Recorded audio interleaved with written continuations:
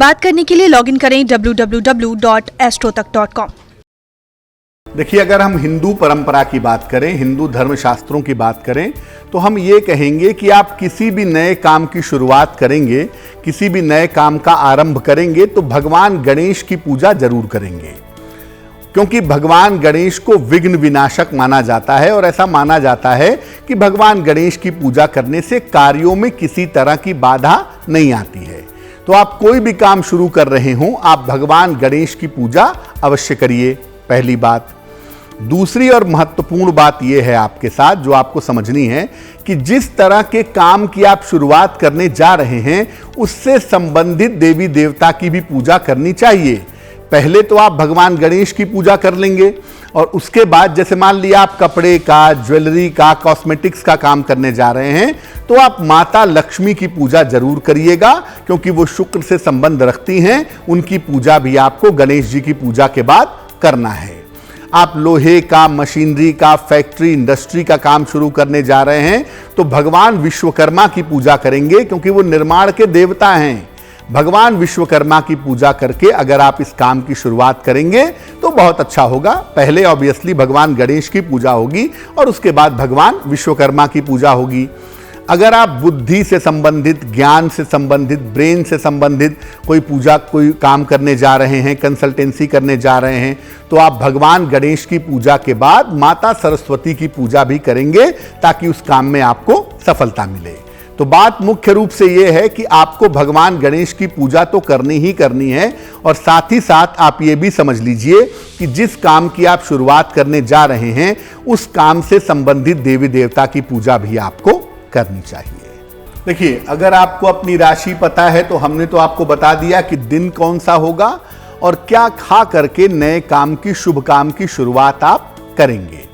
लेकिन ऐसा हो सकता है कि आपको अपनी राशि की जानकारी ना हो और आप कोई नया काम शुरू करना चाहते हो, उसकी जानकारी लेना चाहते हो कब शुरू करें, तो आपको हम काम के हिसाब से बताते हैं कि किस दिन कौन सा काम शुरू करना शुभ रहता है।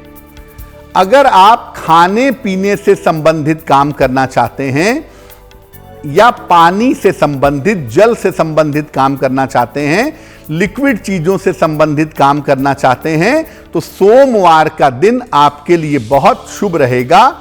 सोमवार के दिन इस काम की शुरुआत कर सकते हैं।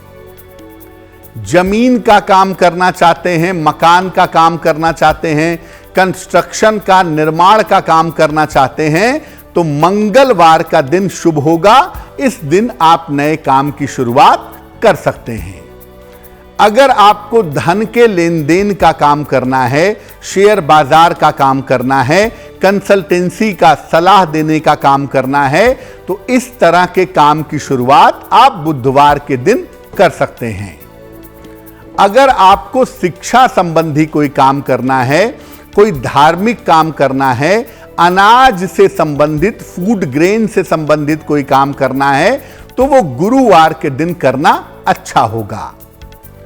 अगर आप सौंदर्य प्रसाधन का काम करना चाहते हैं, कपड़े का काम करना चाहते हैं, रसायन यानी केमिकल का काम करना चाहते हैं या दवाइयों का काम करना चाहते हैं, तो शुक्रवार के दिन वो काम करना आपके लिए अच्छा होगा। आप चाहते हैं कि मैं जो भी काम करूं, नौकरी ज्वाइन करूं, नौकरी की शुरुआत करूं, व्यवसाय की शुरुआत करूं और वो लंबे समय तक चले, तो शनिवार को इसकी शुरुआत करिएगा। ज्यादातर लोग ये समझते हैं कि शनिवार को शुभ काम की शुरुआत नहीं करनी चाहिए, लेकिन मैं आपको बता दूं कि जिन कामों को आप लंबे समय तक चलाना चाहते हैं या करना चाहते हैं, वो काम अगर आप शनिवार के दिन करें तो आपके लिए बहुत अच्छा होगा। लकड़ी का काम, अस्पताल का काम, पद ग्रहण करना, राजकीय काम, गवर्नमेंट का काम, कोई बड़ा पद संभालना, ये काम अगर आप रविवार के दिन करें तो आपके लिए बहुत शुभ रहेगा। फिर मैं आपको बता दूं कि अगर आपके पास मुहूर्त निकलवाने की सुविधा है तो आप अपने काम के लिए प्रॉपर मुहूर्त निकलवा कर तब काम शुरू करें, और अगर यह सुविधा नहीं है तो अपनी राशि के हिसाब से दिन का चुनाव करें।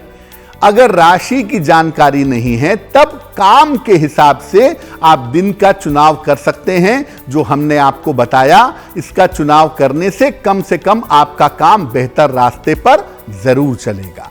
नए मकान में आप प्रवेश करते हैं, एक तरह से नई जगह पर रहने की शुरुआत करते हैं आप। उसमें भी सबसे पहले पूजा तो देखिए भगवान गणेश की ही होगी, क्योंकि सर्वप्रथम उन्हीं की पूजा को मान्यता दी गई है। पहले भगवान गणेश की पूजा होगी, उसके बाद माता लक्ष्मी की पूजा होगी, उसके बाद वास्तु पूजा होगी। वास्तु मंडल बना करके विधिवत वास्तु की पूजा की जाएगी और सबसे अंत में हवन होगा। हवन के लिए मैं हमेशा बता दूं, सबसे बढ़िया और सबसे प्रभावशाली जो हवन है वो गायत्री मंत्र के माध्यम से किया जाता है। तो जब भी आप नए घर में प्रवेश करते हैं, गणेश जी, लक्ष्मी जी की पूजा करें, वास्तु पुरुष की, वास्तु मंडल की पूजा करें, लेकिन साथ ही साथ गायत्री मंत्र से हवन जरूर करवाएं।